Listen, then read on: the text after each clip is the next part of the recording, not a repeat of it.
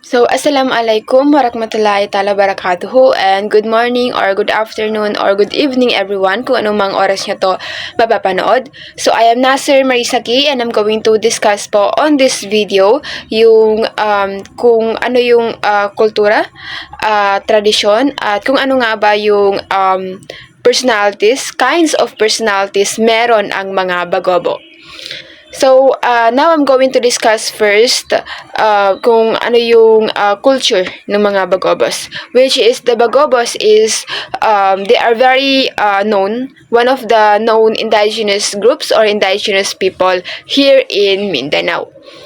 So, ang mga Bagobo no is meron silang mayamang kultura na ipinapakita nila through sa kanilang tradisyong sining, through their beliefs, sa kanilang mga paniniwala, sa musika din. Musika is may mahalagang parte yan sa kanilang kultura, pati na rin yung pagsasayaw and ang kanilang wika.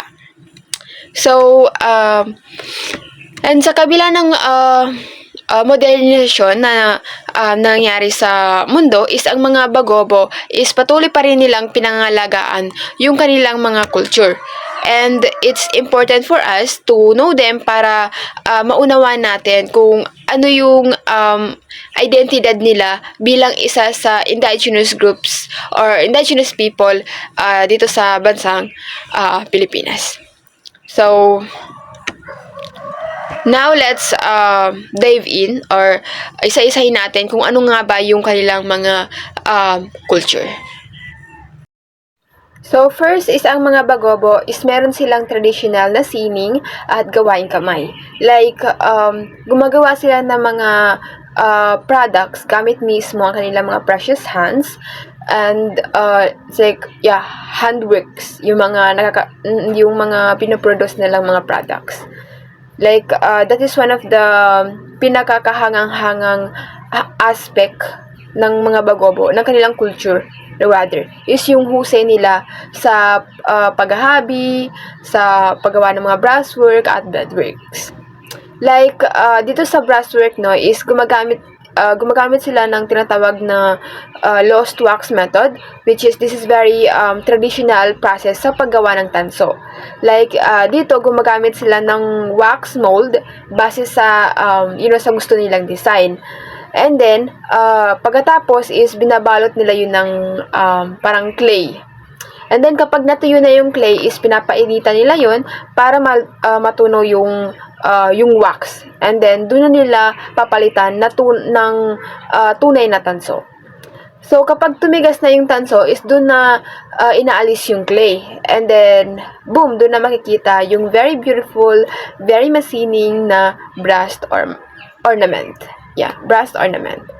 Which is, karaniwan, ito siya is ginagamit nila sa paggawa ng mga alahas, ganon, mga accessories, mga palawit, mga brasswork, mga bracelet, at marami pang iba na pwede nilang i-decorate or suotin. And bukod sa brasswork, no, is napakahusay din ng mga Bagobo sa paghahabi ng tela. And yung mga malong, ganun. And note that ang kanilang tela dito is gawa mismo sa abaca fibers na ginawa nila mano-mano gamit ang traditional na loom. And ang bawat tela, no, is may unique colors, may unique designs na naglalaman ng iba't ibang symbols or mga kahulugan, like about sa kanilang culture, about sa kanilang mga paniniwala, and about sa kasaysayan ng kanilang tribo. And another thing is that ang mga Bagobo is they are very known sa paggawa and pagsuot ng mga beadwork, mga makukulay na beadworks. Like, kung mapapansin natin sa kanilang traditional na kasuotan is meron dong mga accessories na very makulay, which is gawa nila mismo. Mga beadworks yan. And hindi lang yan basta-basta decoration. Like, dahil yung bawat kulay at bawat pattern na makikita natin dun sa beadwork na ginawa nila, na kanilang sinusuot, is may kahulugan. Like, halimbawa, yung color yung color red. Diba? Kulay pula is, alam naman natin na that color symbolized sa katapangan, like bravery at kagitingan. Ay, kadakilaan pala. Kadakilaan? Yeah. Yes, tas yung color yellow naman, color dilaw is nagpapakita ito ng sigla or joy at kasaganaan. Yes. And yung color black naman is tanda ito ng proteksyon laban sa mga masasamang tao, laban sa mga masasamang espiritu. Yes. So, makikita natin dyan sa picture, no, na ang mga kababaihan ay naghahabi ng tela. And sa mga bagobo, no, patunay lang ito na buhay pa rin ang kanilang sining at tradisyon hanggang sa kasalukuyan. Next is, sa kanilang culture is ritual at paniniwala. So, next is kilala ang mga bagobo sa paggawa ng mga rituals. And may matibay silang beliefs about doon. Like, meron silang malalim na spiritualidad. Like, naniniwala sila sa isang pangunahing Diyos na si Ogpamulak Manobo, na siyang pinaniniwalaan nilang lumalang ng mundo at parang namamahala sa kanilang kapalaran. And aside from that is, ayun nga, sumasamba sila sa mga fairies, sa mga diwata. Kasi naniniwala yung mga bagobo na yung mga diwata na yun, yung mga fairies is sila yung tagambantay ng kalikasan, ng inang kalikasan. And dahil doon is very important, yung paniniwala nila doon sa mga diwata is doon nila ginagawa yung pagsasamba. Like, very important sa kanila yung pagsasagawa ng mga rituals. Para, like, they do rituals para makuha nila yung mga hinihingi nila, yung mga hinihingi nilang mga biyaya, ganon. And of course, para iiwas din sila sa mga kapahamakan. And isa sa pinaka-importanting leader ng kanilang komunidad ay ang mabalian o shaman. Mabalian siya yung parang nangunguna sa mga rituals para sa pagpapagaling ng may sakit. Like, kapag may sakit is pumupunta sila doon sa mabalian para, ayun nga, para magamot. And kapag naman may bagong kasal, siya yung pinupuntahan din. Like, pagbabasbas sa bagong kasal, yes, doon sila pumupunta. Or siya yung hinahanap, yung mabalian. And paggabay din sa kanilang tribo. Like, kapag may mahalagang decision, is kumukonsult sila doon sa mabalian. And ang mga bagobo, no, is they believe that parang may kakayahan itong mabalian na ito na makipag-ugnayan sa mga spirits. So, ayun nga, yung mga bagobo is mataas yung spiritualidad nila. Kaya, ayun, very nire-respect nila itong mga mabalian because yung mga mabalian is may kakayahan sila na makipag-communicate sa mga spirits. Yeah, they believe that merong kakayahan yung mga mabalian na makipag-communicate sa mga spirits. Kaya ayun, mataas yung respect nila din. So, meron ding mga paniniwala, ang mga bagobo na dito sa tinatawag nilang pagoga. Yeah, pagoga, which is, this is one of the rituals na ginagawa nila para sa pag-aalay. Like, para maipakita nila through doing that ritual, ang kanilang pasasalamat o paghingi ng biyaya sa kanilang mga Diyos. Sa kanilang mga Diyos, sa mga diwata. Yes. And sa kanilang paniniwala din is, ayun nga, they believe that ang nature o ang inang kalikasan at ang spiritualidad ay hindi yan pwede paghiwalayin kasi nakakonekta yung dalawa na yan. Like, naniniwala sila na may spirit sa lahat ng bagay. Yes. Mapapuno man yan, mapahayop, like kahit ano, may spirit siya na nagabantay. Kaya kailangan natin yung pangalagaan. That's their belief. So, that's why yung mga bagobo is malalim ang kanilang respect sa nature, sa ilang kalikasan, at may mga rules din silang sinusunod para mapanatili yung balanse ng kanilang kapaligiran. Next is this one, musika at sayaw. Music and dance. So, bukod sa ritual na ginagawa ng mga Bagobo is mahalaga din sa kanila yung mahalaga din sa kanilang kultura itong musika at yung pagsasayaw. Because sa kanilang paniniwala sa sa kanilang pananaw is yung musika and yung paggalaw-galaw ng ating katawan is one of the way yon para magkaroon sila ng communication, pakikipag-ugnayan, or parang, communication sa kanilang mga Diyos at sa inang kalikasan din.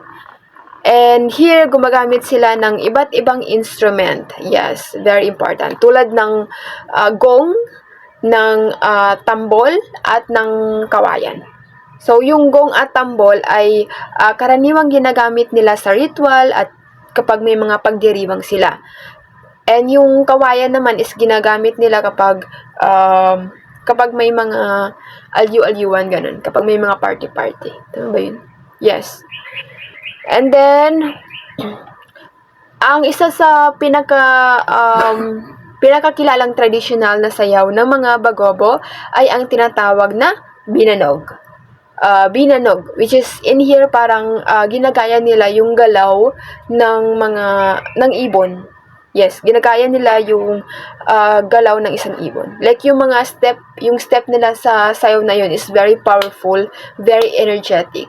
Like nagpapakita lang yon ng kanilang lakas at ang kanilang kalayaan. And ayun nga, para sa kanila is yung sayaw na binanog is very important to do in their tribe.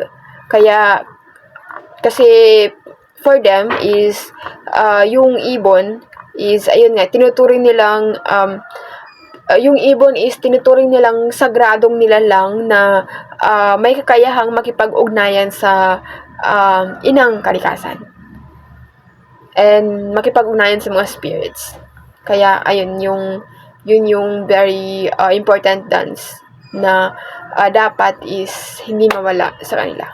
Yung pagsasayaw ng binanog. So, through dancing is doon nila ipinapakita ang kanilang respect sa mga nilalang na yun at ang kanilang pagpapahalaga sa inang kalikasan. And aside from dancing na ginagamit din nila ang aside from dancing is ginagamit din nila ang musika. Yes, music. Para ipasa ang kanilang kasaysayan at kwento sa susunod na henerasyon ng mga Bagobo. Like, ang kanilang mga kanta ay hindi lang isang simpleng awitin, kundi isang oral tradisyon na naglalaman ng aral, alamat, at kwento ng kanilang tribo. So, next is pagpapanatili ng wika. So, lastly is itong pagpapanatili nila ng kanilang wika. Like, this is one of the good aspect and important aspect ng kanilang culture ay ang kanilang language, ang kanilang wika. Because ang mga Bagobo ay may dalawang pangunahing wika, yung Binukid at yung Bagobo Tagabawa. And ang mga wikang ito ay may natanging tunog, of course, at structure na naiiba sa mga ibang wika dito sa Pilipinas. And sa paglipas din ng panahon, no, is parang napapansin nila na parang unti-unti nang nababawasan yung mga Bagobo na nagsasalita ng dalawang wikang yun. Kaya unti-unti nang nababawasan yung mga Bagobo na nagsasalita ng mga wikang yun. Dahil na rin siguro sa influence ng teknolohiya, ganon. And ayun nga, yung modern educations and globalizations.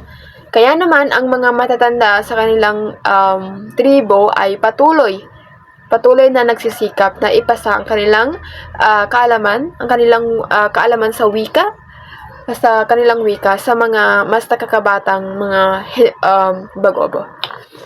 Like, isa sa kanilang paraan ay ang pagsasalaysay ng mga alamat at epiko na hindi lamang nagtuturo ng kasaysayan ng kanilang tribo, kundi na rin nagpapanatili rin ito ng kanilang natatanging kultura.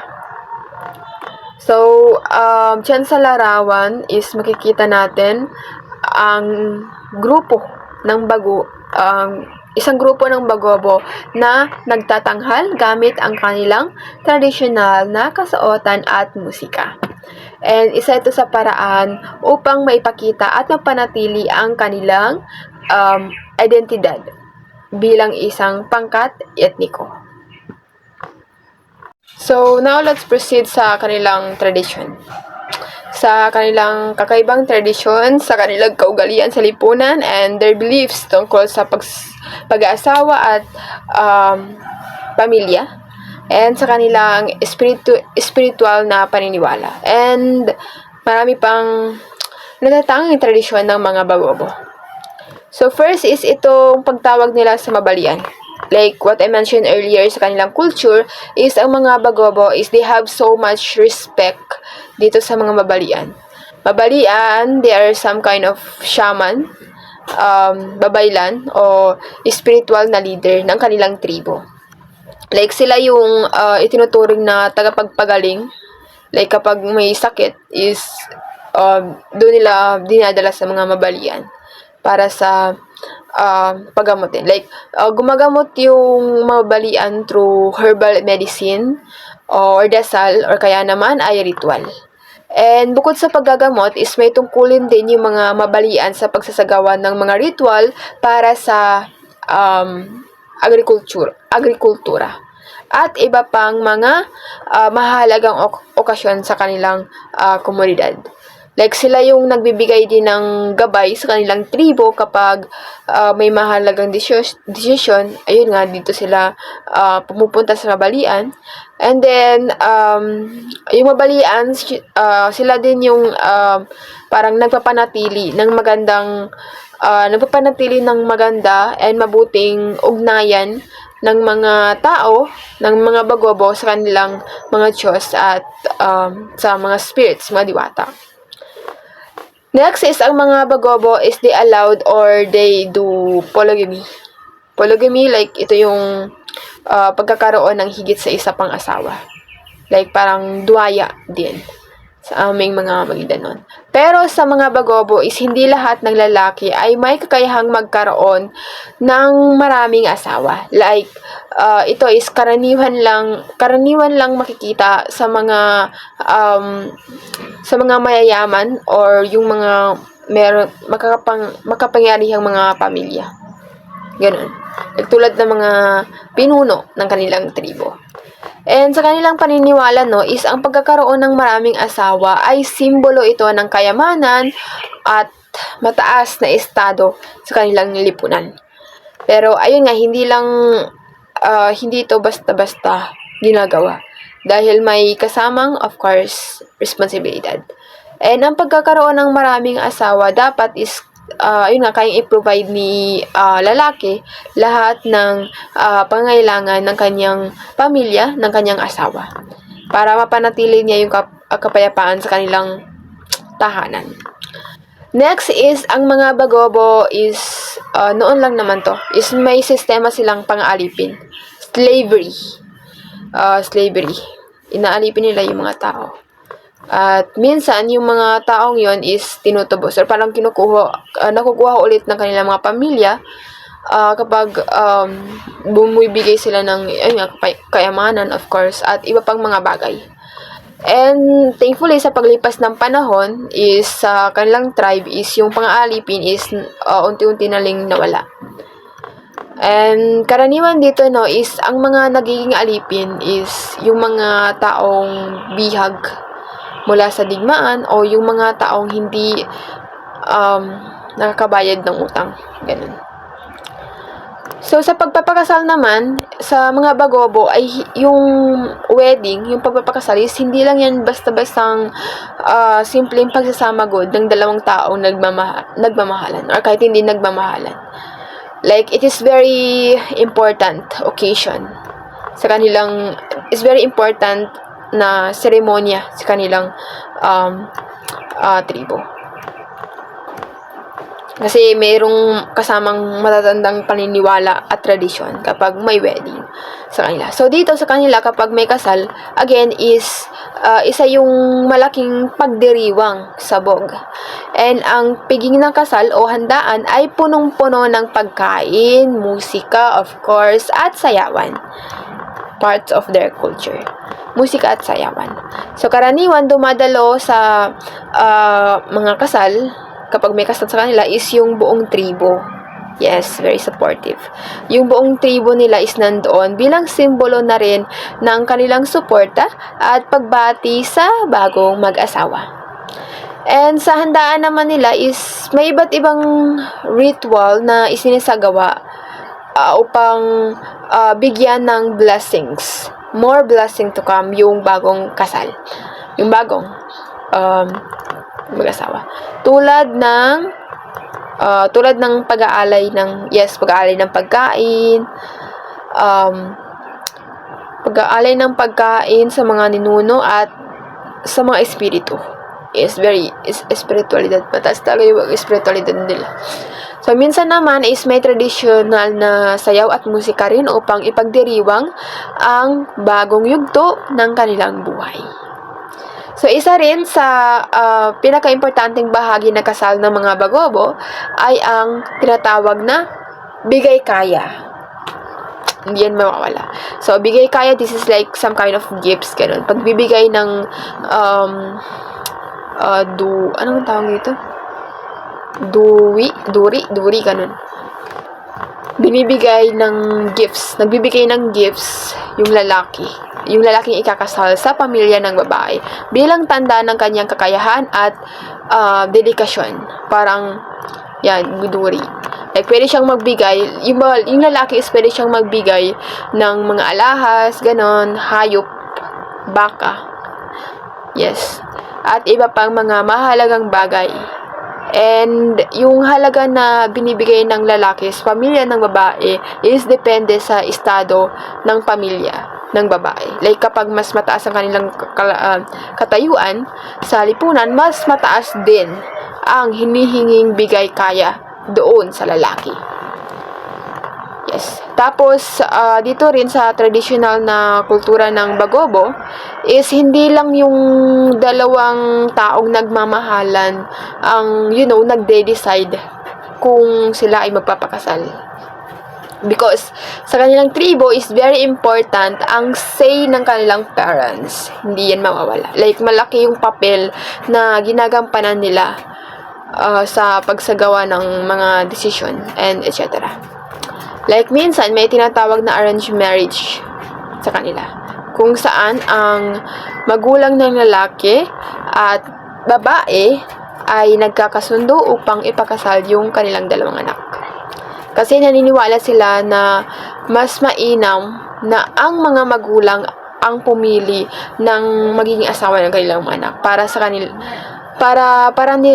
para din ma-sure yung magandang kinabukasan ng kanilang anak, and para magkaroon ng maayos na relationship sa pagitan ng dalawang pamilya. And isa sa very controversial naman na paniniwala ng iilang bagobo noon ay yung pagpatay sa triplets. Pagpatay sa kambal na tatlo. Like, pagpatay sa mga triplets. Kasi parang naniniwala sila na malas, para lang naman sa kanila yun, malas yung pagkakaroon ng triplets na anak. Paniwala nga lang tribo. Kasi maaari daw itong magdala ng kapahamakan sa kanilang pamilya at sa kanilang tribo. And dahil doon, may mga pagkakataon noon na ang isa sa kambal na tatlo ay pinapatay or sinasacrifice. Pero sa paglipas naman ng panahon, thankfully, sa pagdating ng influence ng Kristyanismo at modernong paniniwala, is unti-unti nang nawala sa kanilang tribo yung paniniwalang ito, yung tradisyong ito. So, dito naman sa kanilang paniniwalang spiritual ng mga bagobo is, very malalim ang kanilang ang paniniwala ng mga bagobo pagdating sa spiritualidad. ang kanilang relihiyon ay nakasentro sa pagsamba sa mga Diyos at diwata na namamahala sa kalikasan. So, dito naman sa paniniwalang spiritual ng mga Bagobo is, ayun nga, very malakas or very very malalim yung kanilang spiritualidad. So, ang kanilang relihiyon ay nakasentro sa pagsamba nila sa mga Diyos at sa mga diwata. Kasi, ayun nga, pinaniniwalaan nilang yung mga diwata is sila yung namamahala sa kalikasan at sa kanilang buhay. So, naniniwala ang mga Bagobo sa isang mataas na hierarkiya ng Diyos kung saan ang pinakamakapangyarihan ay si Manama. So, siya yung pinaniniwalaan nilang tagapaglikha ng mundo at ng sangkatauhan. And bukod kay Manama is naniniwala rin sila sa mga iba pang espiritu na may kanya-kanyang papel sa kanilang buhay. Like for them, may Diyos ng digmaan, Diyos ng kalikasan, at Diyos ng tubig. Tapos, ayun nga, naniniwala din sila sa mga diwata, which is, I already mentioned dun sa kanilang culture. So, ang mga diwata ay mga espiritu ng kalikasan na iginagalang at sinasamba ng mga Bagobo. Because naniniwala sila na ang mga diwata ay nagbabantay, ay sila yung tagapagbantay sa kagubatan, sa ilog at kabundukan, inang kalikasan. So, kaya naman bago sila mga hunting, ganon, or manghuli ng mga hayop o magtanim ng mga pananim, ay nagsasagawa sila ng mga ritual bilang pasasalamat at paghingi ng pahintulot sa mga diwata. And of course, ang mga Bagobo ay may hilig din sila magsagawa ng ritual at pag-aalay ng pagkain o hayop sa kanilang mga Diyos upang humingi ng protection, like some kind of protections, ganon. Magandang ani din at may good health, yes, mabuting kalusugan. So, nabanggit ko din ito sa kanilang culture kanina, no? Yung kanilang pag-aalay. So, ang mga ritual na yan ay kadalasang pinangungunahan ng mga mabalian at sinasabayan nila ng sayaw at musika or siyaw at awit bilang tanda ng paggalang sa kanilang espiritual na paniniwala. So now, alamin naman natin kung ano pa yung mga iba pang tradisyon ng mga Bagobo. So, nandyan yung datu at maganis. Like, meron silang kinikilalang datu at maganis sa kanilang tribo. And itong dalawang to is merong mahalagang papel sa pamayanan ng mga Bagobo. So, ang mga dato ay sila yung pinuno ng kanilang tribo. Like, siya yung parang gumagawa ng mga mahalagang desisyon sa kanilang tribe. Like, lahat yun ay galing sa kanya. And nag-aayos din siya ng mga conflicts. Like, kapag may mga hindi pagkakaunawaan sa kanilang pamayanan is siya yung parang nag-aayos nun. Tapos, siya yung parang nagpapabati, ganun. And nangangalaga din siya sa kapakanan ng kanyang nasasakupan. And yung pagiging datu is kadalasang namamana mula sa pamilya. Pero ito ring title na to is pwede din siyang ibigay sa isang taong may mataas na kakayahan sa pamumuno. While yung maganis naman is siya yung parang matapang na knight or mandirigma sa kanilang tribo. Sila yung nagsisilbing protector ng kanilang komunidad laban sa mga banta ng isang pangkat. So, ang sistemang ito ng pamumuno sa kanila ay ito yung pagtatanggol ay bahagi ng kultura. Yung sistema na yon ng pamumuno at pagtatanggol sa kanila is bahagi na yon ng kultura ng mga Bagobo na nagpapakita sa kanilang matibay na samahan at pagpapahalaga sa kanilang tradisyonal na istruktura ng lipunan. Next is isa rin sa pinakapansin-pansin sa kultura ng Bagobo ay ang kanilang pangseremonyang kasuotan, their outfits. Yeah. Like, makikita natin sa larawan, ang kanilang makukulay na damit na may kakaibang disenyo at palamuti na hobby nila mismo, gawa nila mismo yan. And yes, ang kanilang pananamit ay hindi lang simpleng kasuotan. Ito ay may malalim na kahulugan. Like ang mga details ng kanilang mga Buddha or mga design ay sumasalamin yan sa kanilang pagkatao, sa kanilang estado, sa lipunan at sa kanilang mga paniniwala. And karaniwan itong sinusuot sa mahalagang okasyon tulad ng kasalan. And kapag may ritual na gagawin yung kanilang tribo is need talaga nila na magsuot ng kanilang outfits ng kanilang traditional na kasuotan. And kapag din may pagdiriwang, yes, sinusuot nila din yun. And bukod sa kanilang damit, is gumagamit din sila ng iba't ibang palamuti tulad ng hikaw, kwintas at pulseras na gawa sa mga butil, gawa sa ginto at iba pang likas na materyales.